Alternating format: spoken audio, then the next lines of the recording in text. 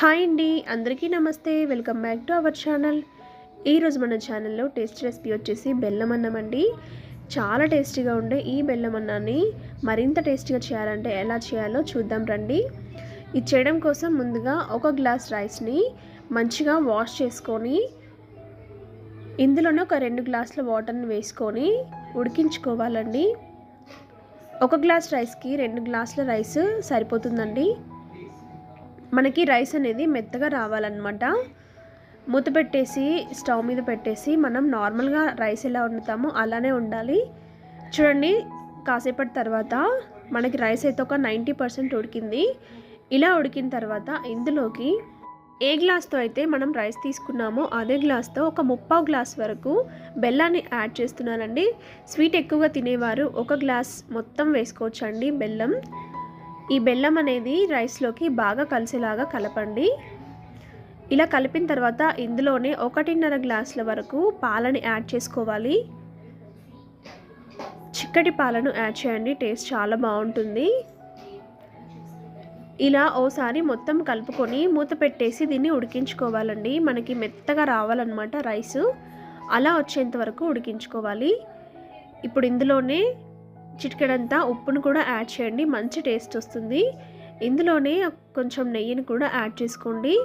నెయ్యి ఎక్కువగా తినేవారు 1 టేబుల్ స్పూన్ వరకు యాడ్ చేయొచ్చండి. మనకి రైస్ అయ్యే లోపల మరో పక్కన స్టవ్ పైన ప్యాన్ పెట్టుకొని ప్యాన్లోకి 1 టేబుల్ స్పూన్ వరకు ఘీని వేసుకోండి. ఇలా నెయ్యిలోకి డ్రై ఫ్రూట్స్ని వేయించుకుంటే టేస్ట్ అండ్ ఫ్లేవర్ చాలా బాగుంటుందండి. ఇందులో నేను బాదం పప్పుని వేసి వేయించుకుంటున్నాను. మంచి కలర్ వచ్చేలాగా ఈ బాదం పప్పుని వేయించుకోవాలి. ఇది ఇలా వేగిన తర్వాత ఇందులోనే జీడిపప్పు పలుకుల్ని వేస్తున్నాను. మీ దగ్గర కిస్మిస్ ఉంటే అవి కూడా వేయొచ్చండి. ఇవి వేగిన తర్వాత పక్కకు తీసేసి ఇందులోనే ఇలా ముక్కలు కట్ చేసుకున్న పచ్చి కొబ్బరి ముక్కలు వేసుకొని ఇవి కూడా ఇలా లైట్ బ్రౌన్ కలర్ వచ్చేంత వరకు ఫ్రై చేసి పక్కన పెట్టుకోండి. చూడండి, మనకి రైస్ అయితే ఆల్మోస్ట్ తయారైంది. ఈ స్వీట్ అన్నం అనేది మెత్తగా ఉంటేనే టేస్ట్ చాలా బాగుంటుందండి. పలుకు అస్సలు ఉండొద్దన్నమాట. ఇలా తీసి చూసారంటే మనకి మెత్తగా ఉడికిపోయి ఉండాలి.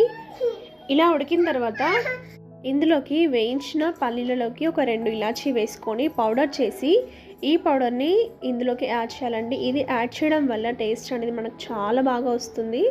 ఇందులోని పచ్చి కొబ్బరి తురిమి కొంచెం వేయండి. ఇలా వేయడం వల్ల టేస్ట్ అండ్ ఫ్లేవర్ ఎంత బాగుంటుందంటే మీరు కూడా ఇలా వేసి ట్రై చేయండి, అద్భుతంగా ఉంటుంది టేస్ట్. ఇంకా మీకు పల్లీలు అక్కడక్కడ తగలాలంటే పల్లి పొడిని మరీ మెత్తగా కాకుండా కొంచెం కోర్స్గా గ్రైండ్ చేసి వేయండి. ఇలా అంతా బాగా కలిసాక ఫైనల్గా ఇందులోకి మనం ముందుగానే వేయించి పెట్టుకున్న డ్రై ఫ్రూట్స్ని యాడ్ చేస్తే ఎంతో టేస్టీగా ఉండే బెల్లం అన్నం రెడీ.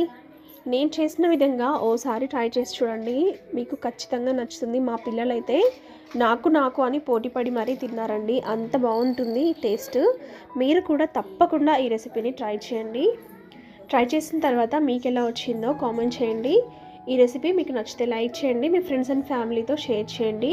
ఇలాంటి మరిన్ని టేస్ట్ అండ్ ఈజీ రెసిపీస్ కోసం మన ఛానల్ని సబ్స్క్రైబ్ చేసుకోవడం మాత్రం మర్చిపోకండి.